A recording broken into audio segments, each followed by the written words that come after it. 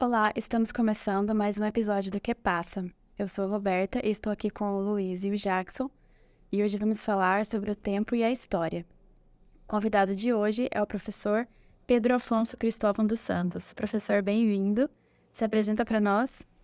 Sim, gostaria primeiro de agradecer o convite e parabenizar pela iniciativa de divulgação das nossas pesquisas e do trabalho que a gente faz na Unila. Eu sou professor dos cursos de História da Unila, do bacharelado e da licenciatura, e também do mestrado em História da Unila. Minha especialidade são as disciplinas de Teoria e Metodologia da História, e eu faço parte também da equipe do blog de História da Unila, uma iniciativa de professores e estudantes, para levar textos e conteúdos de temática histórica no formato de divulgação científica para o público externo também. O blog é um projeto de extensão nosso do curso de História da Unila.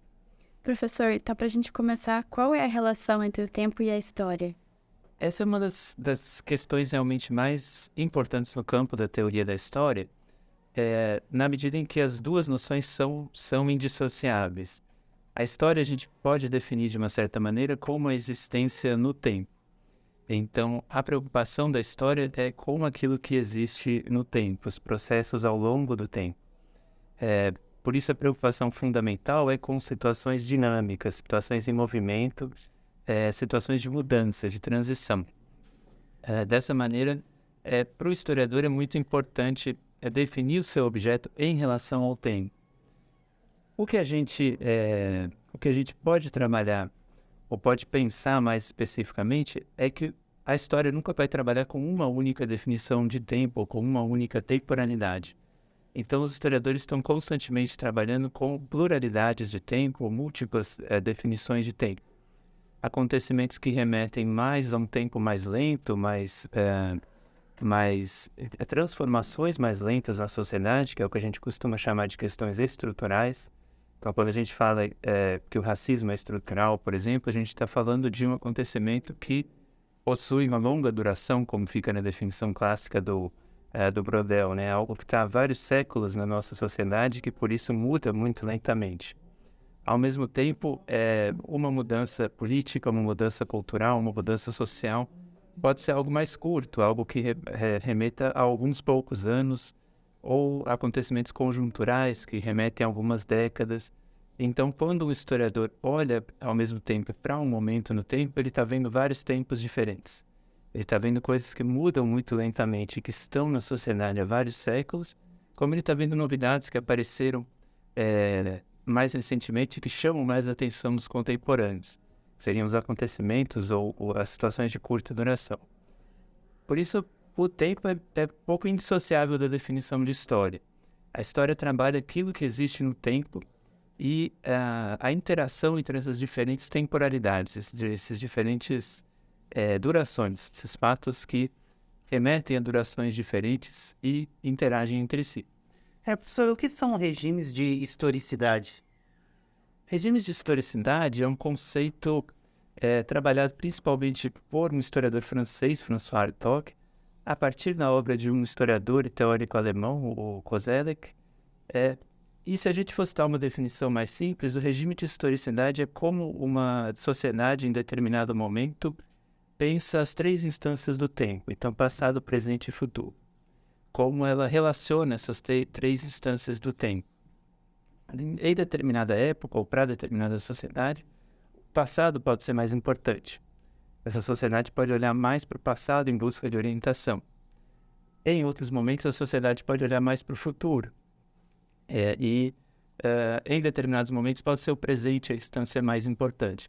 Então, o regime de historicidade é a forma como essas três instâncias se relacionam, passado, presente e futuro, e, de uma certa forma, como elas até se hierarquizam. Para o Koselleck, o regime de historicidade antigo é aquele em que o passado é mais importante. A sociedade vive olhando para o passado em busca de lições para a sua própria orientação. Então, a gente vive no presente de acordo com o exemplo do passado. A gente vive olhando para o passado em busca de orientação sobre como agir. A partir do final do século XVIII, a gente veria o surgimento de um regime de historicidade moderno, em que a gente entende que a nossa vida contemporânea é completamente diferente daquela das sociedades passadas. Portanto, não adianta olhar para o passado em busca de orientação, já que a nossa vida é muito diferente. O olhar, então, passa a ser orientado para o futuro. Desse modo, o regime de historicidade é basicamente isso. Como a gente, em determinados momentos do tempo, olha para essas três instâncias, para passado, presente e futuro, e como elas se articulam. E atualmente, como a gente tem se portado hoje? É da visão desse autor francês, Bartók, que após a queda do Muro de Berlim, após o fim da União Soviética, após esses grandes projetos políticos e sociais voltados para o futuro, a gente perdeu o futuro como orientador da vida, que seria a grande característica do regime moderno.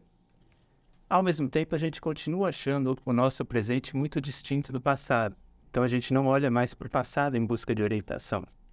Nesse regime antigo, em que o passado era o orientador na nossa vida, a história era considerada mestra da vida, numa expressão famosa de um autor romano, Cícero.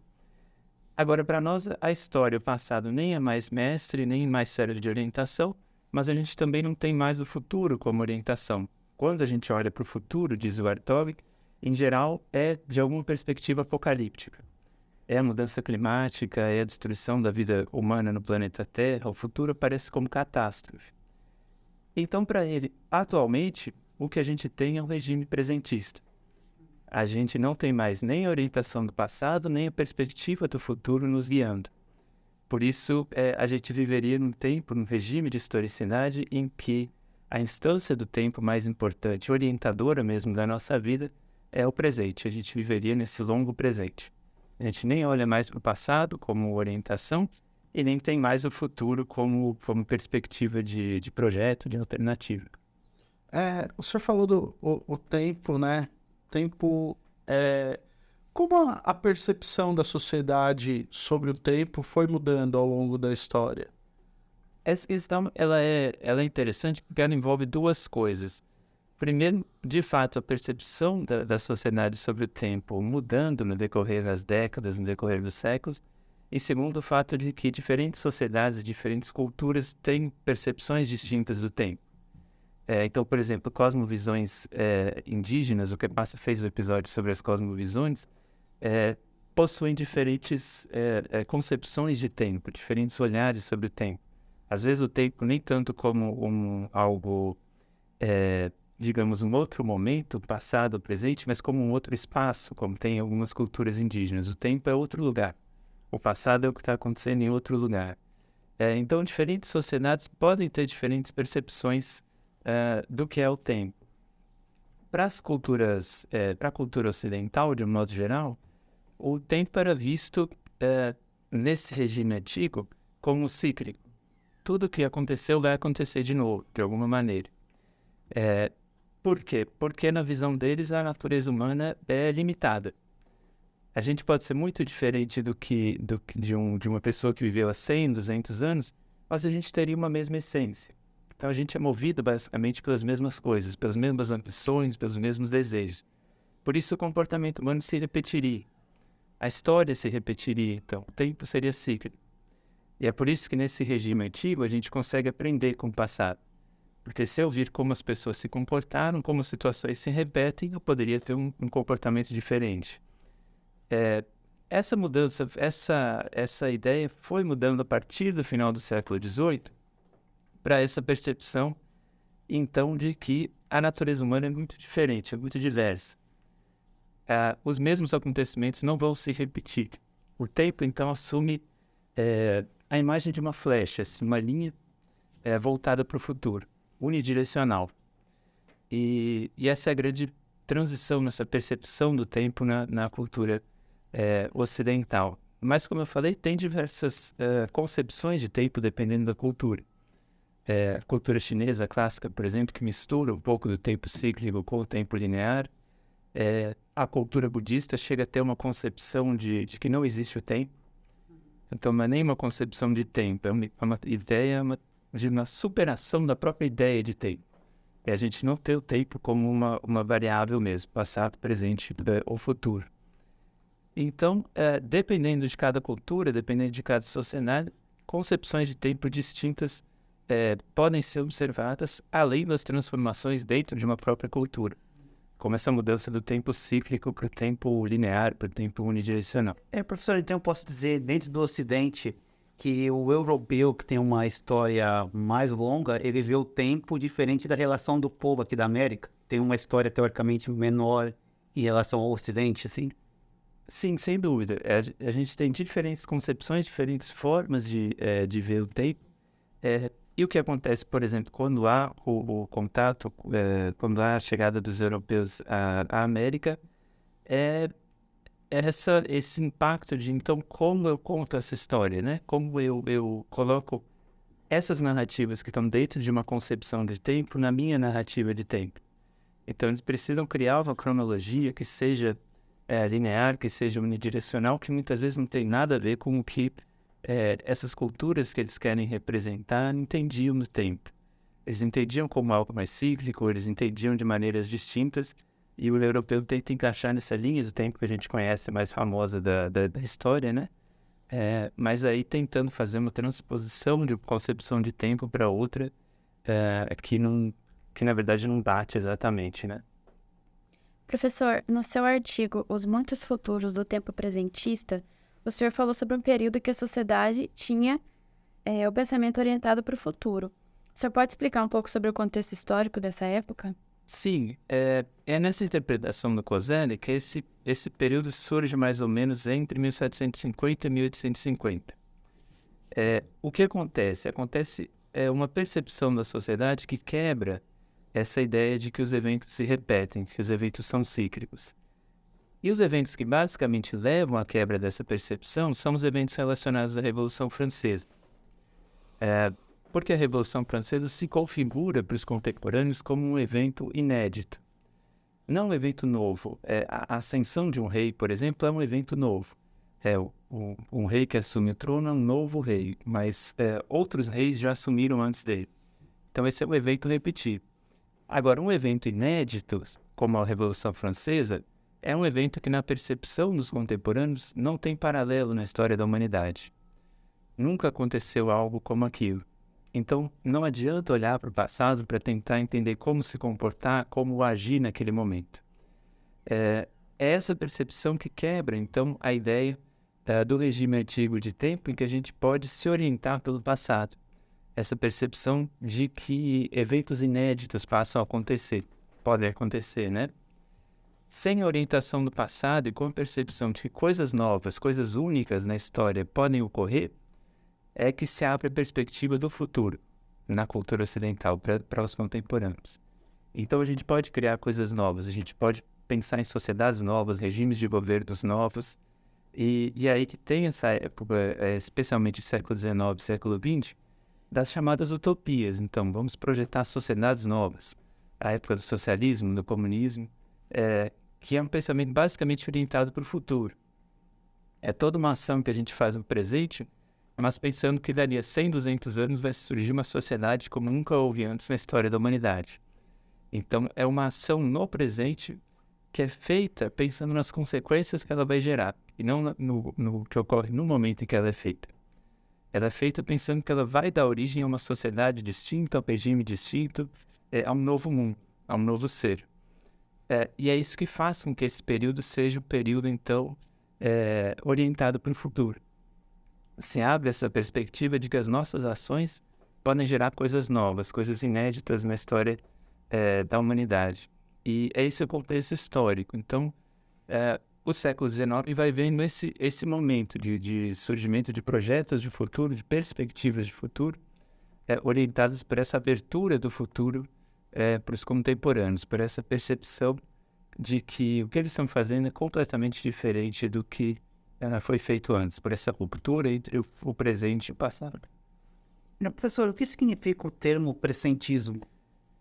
O termo presentismo é a crise desse regime, né? Então, é diferente, por exemplo, de outras concepções, até de outras culturas, do viver no presente, do aproveitar o momento, viver agora, se livrar de limpar a sua cabeça de questões relacionadas ao passado ou de ansiedades em relação ao futuro e aproveitar o momento.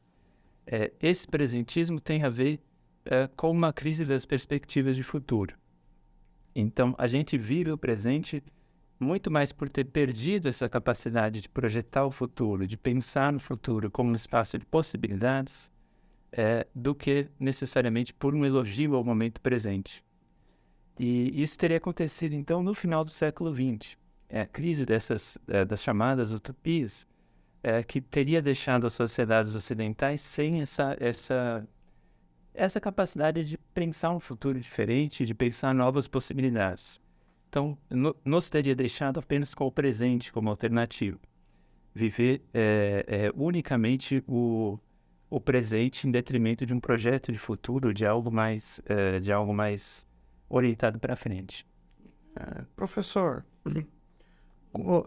na sua fala anterior, o senhor falou que anteriormente nós tínhamos um presentismo mais utópico, né? De surgirem as utopias, o comunismo e tudo.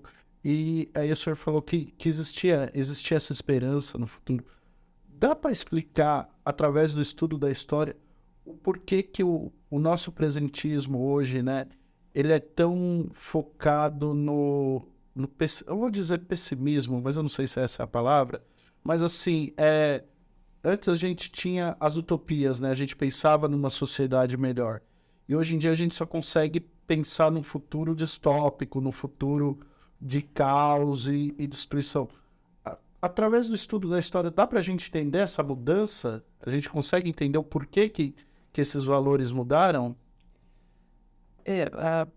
A história, em geral, aponta para essa crise desses projetos, especialmente os socialistas, com o fim da União Soviética, com o fim da Guerra Fria, e a ausência do surgimento de grandes alternativas a essas perspectivas de futuro, quer dizer, a ausência do surgimento de novos grandes projetos de alternativas. Não é que as alternativas deixaram de existir, né?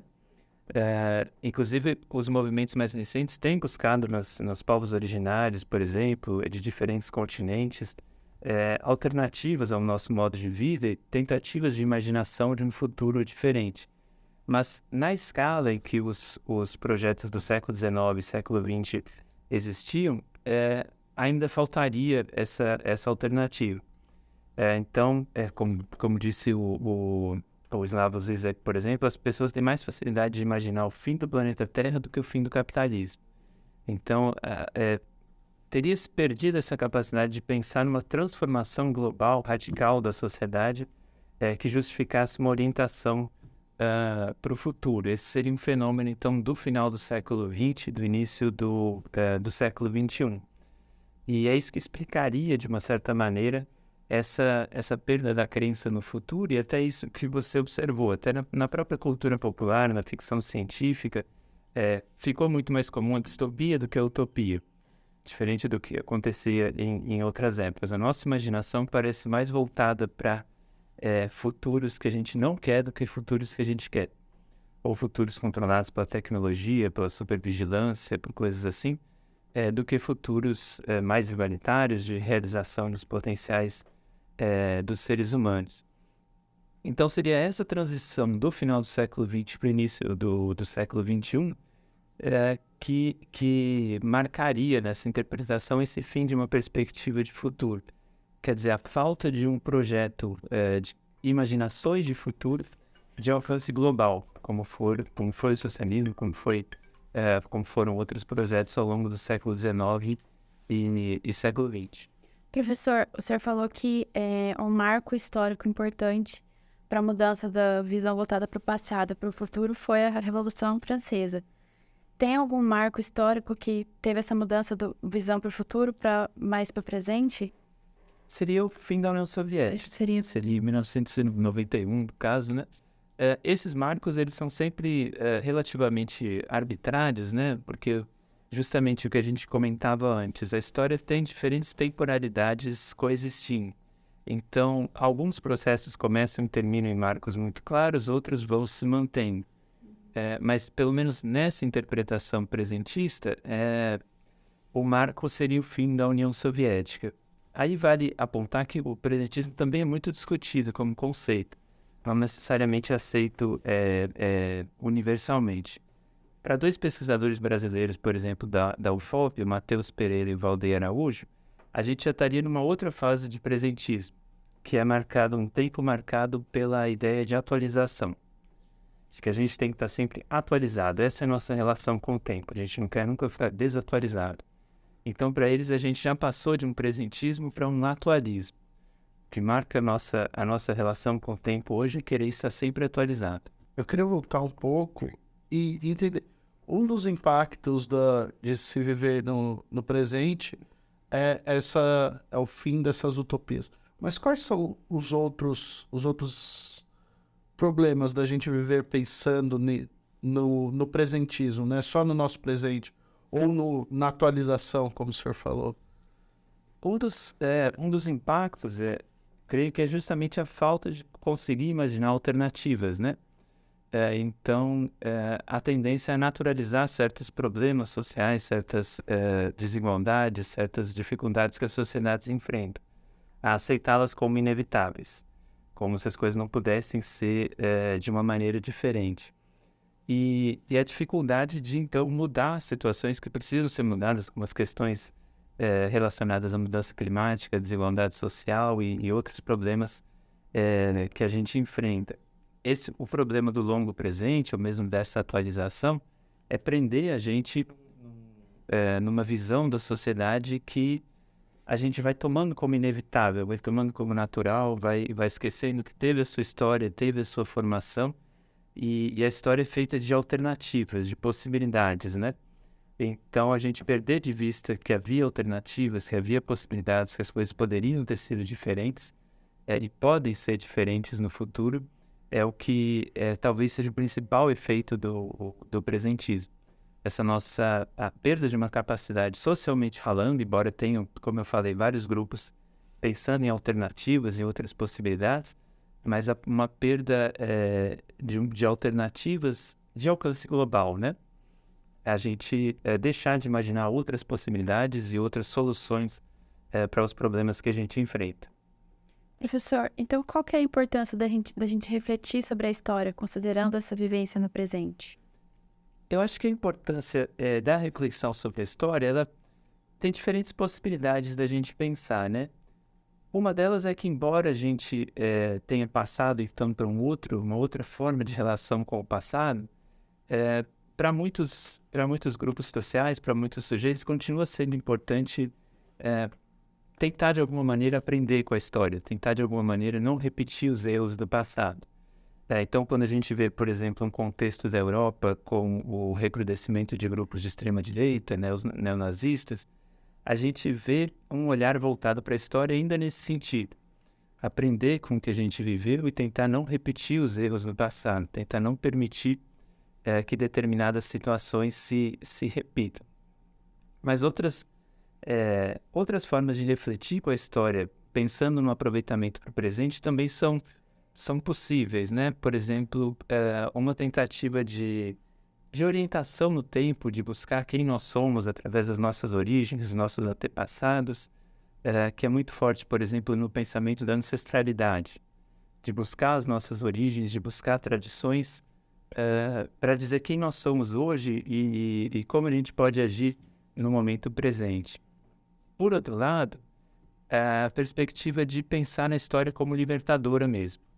O fato de estabelecer que a gente é diferente do passado e que, portanto, a gente não está preso às escolhas que foram feitas no passado. A gente é livre para tomar as nossas decisões, para fazer as nossas escolhas, independente do que fizeram nossos antepassados ou de outras épocas. Professor, como que é contado o tempo para o registro da história? O tempo, para o registro da história, eu acho que aí sempre temos também algumas possibilidades diferentes, né? Tanto na forma como é contado o tempo, né? Nas periodizações distintas, como nas formas de representar o tempo também. Então a história pode pensar em grandes épocas, em grandes eras mesmo, as divisões entre séculos e décadas que são normalmente mais arbitrárias para os historiadores, mas o trabalho em si de periodização é muito importante para o historiador, para a historiadora. Uma das primeiras coisas que a gente faz quando está diante de um objeto de estudo, ou que a gente está pensando a história, é tentar estabelecer uma cronologia, uma periodização para aquilo. E por isso que os historiadores tentam estabelecer, dividir o tempo que eles estudam em grandes épocas, né? Como Hobsbawm faz, a Era das Revoluções, a Era do Capital, a Era dos Impérios. Então, a questão de contar o tempo de uma certa maneira, ou de representá-lo, é muito importante. Os trabalhos de história têm uma cronologia, tem um marco inicial e um marco final. E essa cronologia tem a ver com as mudanças que a gente observa. Então, a forma de contar o tempo, ou de representar o tempo, tem a ver com que mudanças a gente está observando, que mudanças a gente está estudando. Um período é um período em que tem algumas características mais ou menos homogêneas. Se a gente escolhe falar, por exemplo, da Era das Revoluções, entre 1789 e 1848, a gente pode pensar esse período como, dentro dele, ele tem algumas características mais ou menos parecidas. Mas há um conjunto de mudanças que dá origem a ele e outro conjunto de mudanças que encerra esse período. Então, o olhar da história é sempre um olhar para a mudança, para a transformação. E são essas mudanças que vão dando essas quebras no tempo para os historiadores, que vão marcando essa contagem do tempo. Então essa quebra eu só posso fazê-la no futuro, eu não posso separar o presente do passado no momento que o acontecimento está ocorrendo. Esse é um dos grandes problemas também. Se o olhar do historiador só é possível como um olhar retrospectivo. Se a gente só pode entender a história olhando de trás para frente. Dentro da teoria da história, existe essa interpretação. Existe a interpretação de que o historiador depende desse olhar retrospectivo. Um autor americano, por exemplo, Arthur Danto, dizia que os historiadores trabalham com sentenças narrativas. Sentenças narrativas são sentenças que a gente só pode fazer de trás para frente. Então, a gente pode pegar um livro didático, por exemplo, de história qualquer, e ele vai ter a frase, em 1914 começou a Primeira Guerra Mundial. Essa é uma frase que só pode ser dita de trás para frente, porque quem estava vivo em 1914 não sabia que teria uma Segunda Guerra Mundial. Então, ele não sabe que está começando a Primeira Guerra Mundial ali. Ele nem sabe quando vai acabar a guerra que está começando. Ele nem sabe se vai ser mundial, ele começa com um conflito europeu. Então, na visão de alguns teóricos e de alguns historiadores, o pensamento histórico é essencialmente um pensamento retrospectivo. A gente tem que ver coisas que os contemporâneos não podiam enxergar, analisar. Então, quem estiver analisando a nossa época, por exemplo, vai ver coisas que a gente não via. Vai ver processos que terminaram quando a gente não sabia que eles iam terminar, vai ver acontecimentos que a gente não estava vendo. Vai ver principalmente relações que a gente não enxerga. Relações entre economia e política que a gente mesmo que está vivendo não está vendo. Então, uma das interpretações é essa, que a gente, para ter um olhar histórico, esse olhar histórico é necessariamente retrospectivo. A gente vê coisas que os contemporâneos não estão vendo por causa do nosso ponto de vista privilegiado, de olhar quando os processos basicamente já se resolveram, já acabaram. Por outro lado, nas últimas décadas, cresceu muito a história do tempo presente. E aí é uma história que basicamente se define por ser a história do nosso tempo de vida. O que seria o tempo presente, no caso, é o tempo em que a gente é também testemunha da história, que a gente também está participando. E de uma certa medida, então, a história do tempo presente é uma história de coisas que ainda não acabaram, que elas estão se desenrolando, se desenvolvendo. É impossível, então, ter esse olhar retrospectivo. A gente não consegue fechar o objeto e aí olhar para trás e ver quais eram suas características principais. Então, esse é um debate, vamos dizer, não completamente resolvido. Se o que caracteriza mesmo o olhar do historiador é esse olhar retrospectivo, é o fato de que a gente tem um ponto de vista privilegiado de olhar as coisas de trás para frente, ou se é possível mesmo fazer a história de algo que ainda está se desenrolando, ainda está se desenvolvendo. O olhar retrospectivo ele também tem os seus problemas, que é a tendência, o risco de um certo anacronismo, que a gente olhar para outra época com o olhar da nossa época, e o risco de uma teleologia, que é contar a história como se as coisas fossem inevitáveis. Contar a história do Brasil, por exemplo, como se a chegada de Cabral fosse o ponto de partida para o Estado Nacional que a gente tem hoje. ou para a independência, que a gente comemora 200 anos esse ano. Contar as coisas como se o final delas fosse inevitável. Isso é um perigo quando a gente está tendo um olhar retrospectivo, porque a gente já sabe o final da história, né? Então é um debate de se o nosso olhar para o passado precisa necessariamente ser retrospectivo, ou se a gente consegue contar a história de alguma coisa que não terminou ainda, de processos que ainda estão em aberto, vamos dizer. Professor, mas se a gente não tem esse olhar retrospectivo, não corre o risco de você registrar algo com base também nos seus sentimentos sobre aquilo que você está vivendo? Corre. E esse é um problema que tem a ver com outra questão importante da teoria da história, que é a questão da objetividade, né? No século XIX, por exemplo, os historiadores, embora tenham escrito muita história contemporânea, eles tinham muito problema com isso. Eles achavam que o historiador não deveria escrever sobre coisas que aconteceram há muito pouco tempo, sobre coisas em que ele tivesse opiniões e que ele tivesse envolvimento.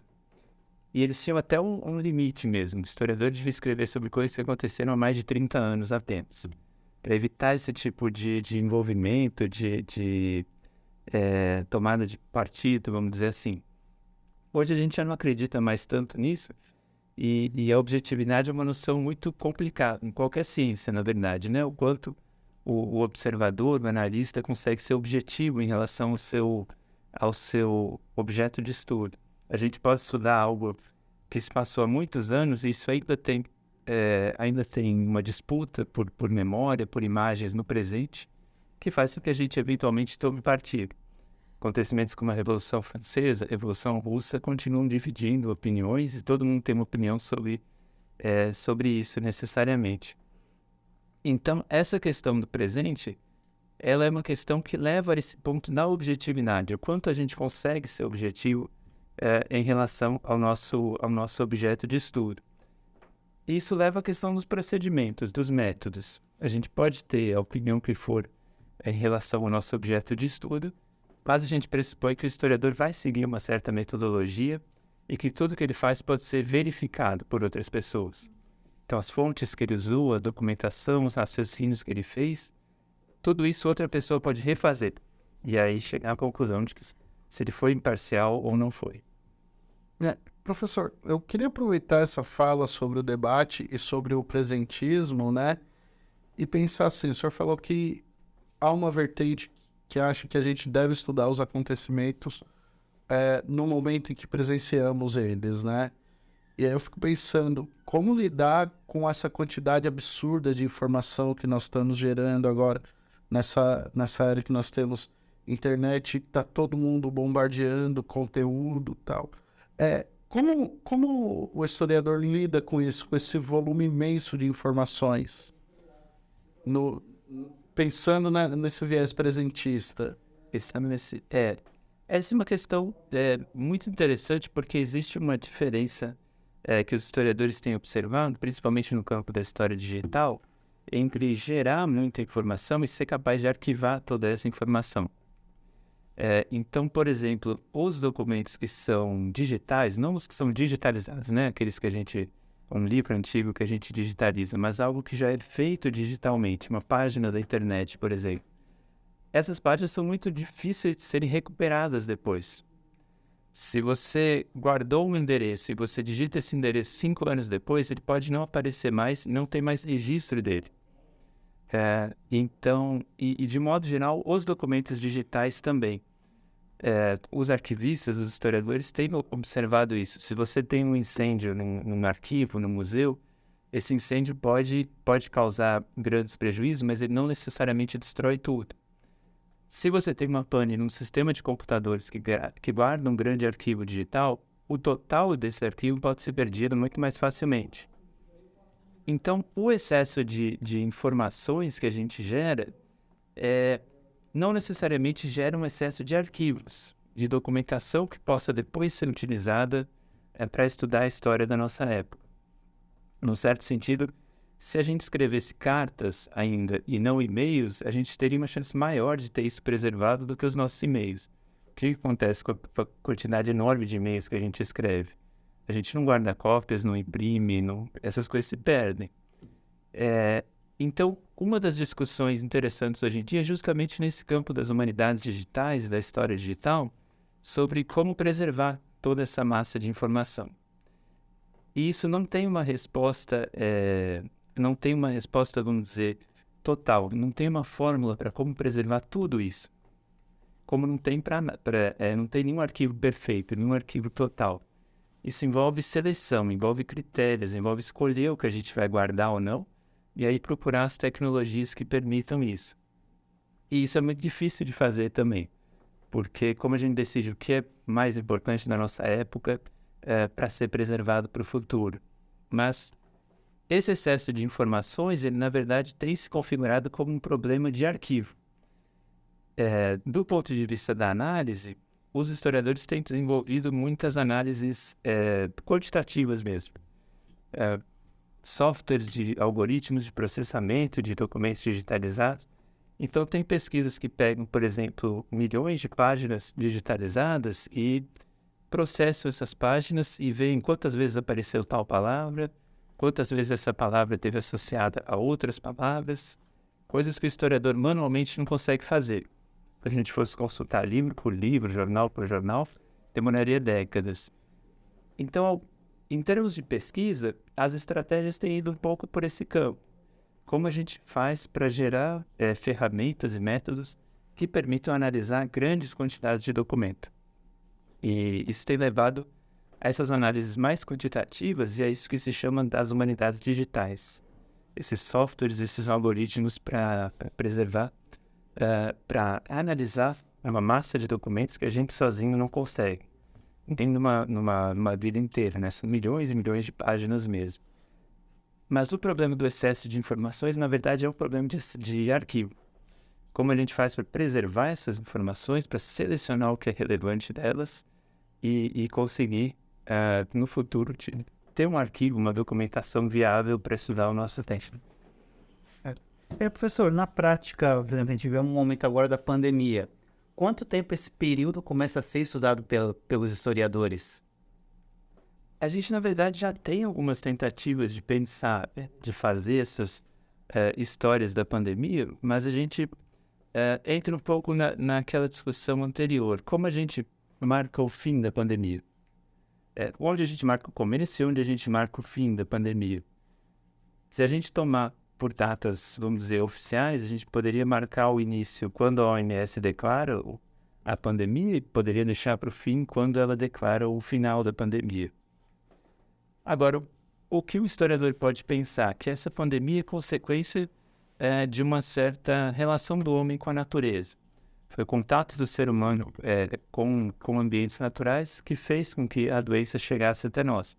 Então, ele pode inserir esses acontecimentos de 2020 para cá numa linha do tempo muito maior, dessa ocupação ou dessa relação com o homem e da natureza, desse estágio do capitalismo que a gente vive, de exploração do planeta. Então ele pode pensar nos 2, 3 anos, vamos supor, 4 anos de pandemia, ou ele pode pensar numa linha do tempo mais ampla. Depende da escolha e depende da forma como ele analisar. Mas a questão é que relações que ele vai fazer para pensar isso e como se estuda um processo que ainda está em aberto. Ele vai ter necessariamente que escolher algum ponto de corte para contar essa história, e isso vai ter um pouco a ver com que mudança ele vai observar. O que a gente pode dizer que mudou desde o início da pandemia que permita falar, bom, eu vou analisar só até essa mudança. Daqui para frente vai ser outra pessoa que vai fazer, ou a gente vai esperar os resultados. Esses marcos cronológicos, eles têm a ver com transformações, com mudanças. O que é que mudou para que a coisa fosse diferente desse ponto para frente? E só aproveitando, continuando na pandemia, durante esse período a gente vê algumas narrativas diferentes, né? Uma do governo, outra da OMS, outra da mídia. Um historiador que vê isso daqui 20 anos, como que ele consegue ver essa linha, por onde que ele vai seguir? Ele vai depender muito, como sempre, da análise do historiador, no que ele está interessado. Assim, qual é o problema mesmo de pesquisa que ele se coloca. ele pode estar interessado, por exemplo, nos discursos que os governos adotaram sobre a pandemia.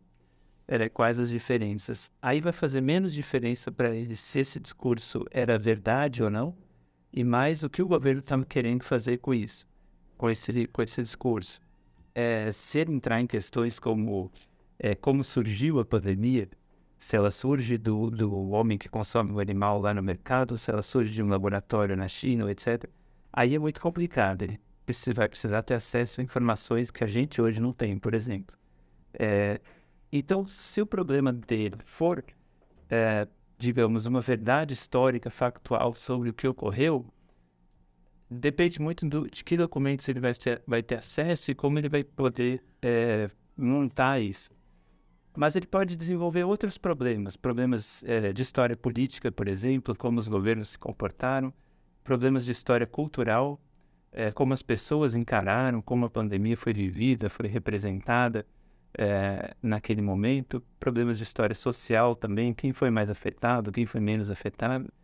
Então, o tipo de análise da pandemia vai depender fundamentalmente de o que o historiador está procurando, qual vai ser o problema que ele vai colocar para ser analisado. Professor, eu queria voltar um pouco naquela nossa conversa sobre o excesso de dados e o armazenamento dos dados.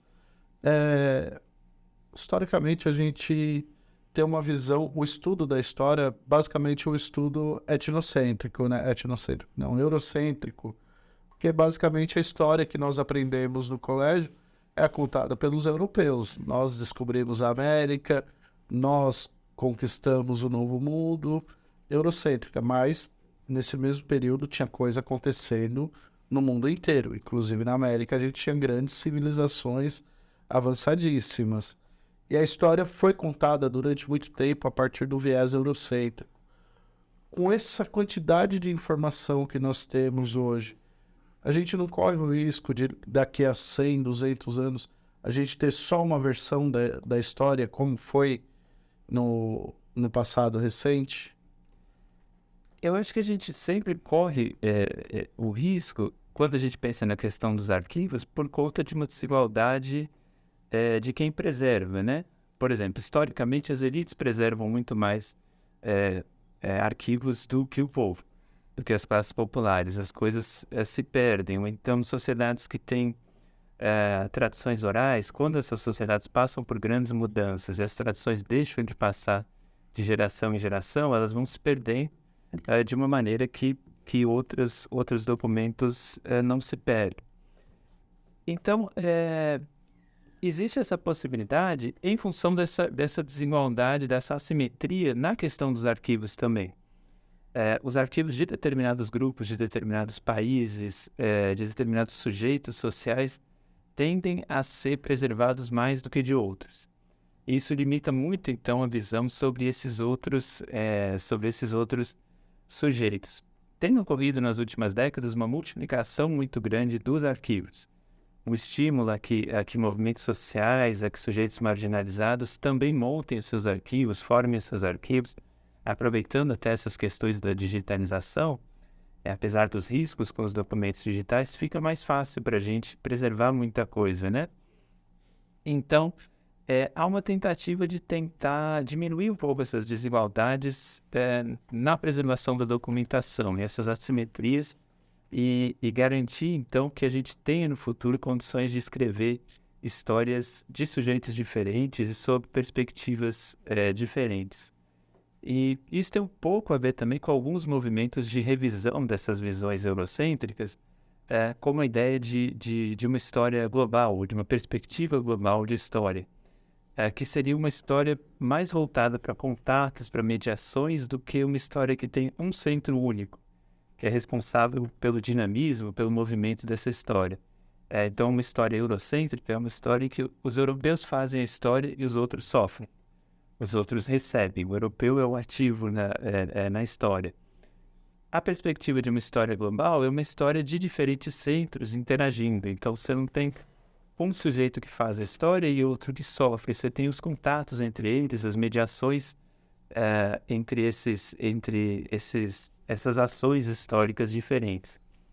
Então, acho que tanto a partir de perspectivas teóricas distintas, que deixem de ver um centro único para a história, que procurem mais essas interações, como a partir de iniciativas que tentem preservar diferentes tipos de arquivos, de diferentes grupos sociais distintos, é possível pensar no futuro em condições de escrever histórias um pouco mais equilibradas, um pouco mais simétricas. Mas o risco continua muito grande. Se a gente pensar no que um país desenvolvido da União Europeia consegue preservar nos seus arquivos em relação a países menos desenvolvidos, a países pobres, o tipo de história que vai se escrever é completamente diferente, né? Além daquilo que a gente considera arquivo. Um documento escrito ainda tem um domínio muito grande sobre tradições orais, por exemplo. E são essas iniciativas de diferentes arquivos que tentam compensar um pouco essas desigualdades. E para você que está assistindo, não se esqueça de deixar o seu like, se inscrever no canal, assinar as notificações. Se quiser, pode deixar um comentário aqui embaixo que a gente vai responder. E esperamos vocês no próximo que passa, porque aqui tem muita história para contar.